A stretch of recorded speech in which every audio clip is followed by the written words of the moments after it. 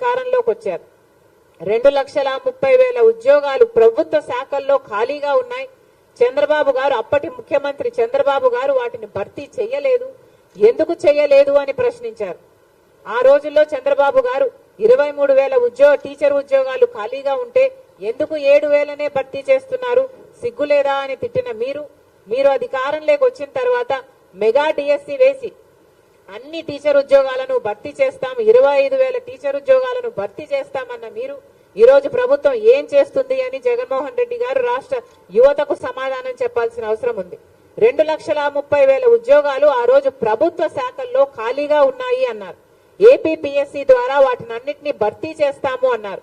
మరి ఈ రోజు ఎన్ని భర్తీ చేశారు? ఎన్ని భర్తీ చేయలేదు. కనీసం 10% కూడా భర్తీ చేయలేదు. కనీసం 2% కూడా భర్తీ చేయలేదు.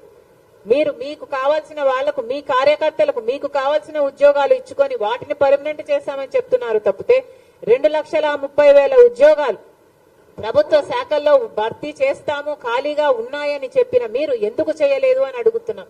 కనీసం మీరు చేయకపోగా, బిడ్డలకు సమాధానం ఇవ్వకపోగా ఈ రోజు మెగా డిఎస్సి వేస్తామని చెప్పిన మీరు 2,30,000 ఉద్యోగాలు ఒక పక్క వేయకపోగా ఈ రోజు 23,000తో మెగా డిఎస్సి వేస్తారు అని 5 సంవత్సరాలుగా పిల్లలు ఈ రోజు వరకు ఎదురు చూస్తూనే ఉంటే ప్రభుత్వం ఈ రోజు చేసింది ఏమిటి అంటే ఒక దగా డిఎస్సి 6,000 ఉద్యోగాలతో ఒక దగా డిఎస్సి విడుదల చేశారు. ఇది ఎక్కడి న్యాయం అని అడుగుతున్నాం. ఆ రోజు 7,000 ఉద్యోగాలు చంద్రబాబు విడుదల చేస్తే టీచర్ ఉద్యోగాలు సిగ్గులేదా అని మీరు తిట్టారు. మరి మీరు 6,000 ఉద్యోగాలే భర్తీ చేస్తున్నారు అంటే, దానిల కోసమే మీరు పరీక్షలు నిర్వహిస్తున్నారు అంటే, అంతకే మీరు నోటిఫికేషన్ ఇచ్చారంటే, అది కూడా ఇంత ఆఖరి మూమెంట్ లో ఇంకా ఎలక్షన్లు 2 నెలలు ఉన్నాయి అనంగా మీరు విడుదల చేశారు అంటే మీకు ఏం చిత్తశుద్ధి ఉంది అని అడుగుతున్నాం. ఇన్ని రోజులు ఏం చేశారు? 5 సంవత్సరాలుగా ఏం చేశారు? మీకు ఆ రోజే తెలుసు 2,30,000 ఉద్యోగాలు ఖాళీగా ఉన్నాయి, భర్తీ చేస్తాము అన్నారు. మీకు ఆ రోజే తెలుసు 23,000 ఉద్యోగాలు టీచర్ ఉద్యోగాలు ఖాళీగా ఉన్నాయని తెలుసు. మరి 5 సంవత్సరాలు మీరు ఇవ్వకపోగా లాస్ట్ 2 నెలలు ఇచ్చారంటే మరి ఇన్నేళ్లు ఏం చేశారు? మీరు గుడ్డి గుర్రాలకు పళ్ళు తోమారా?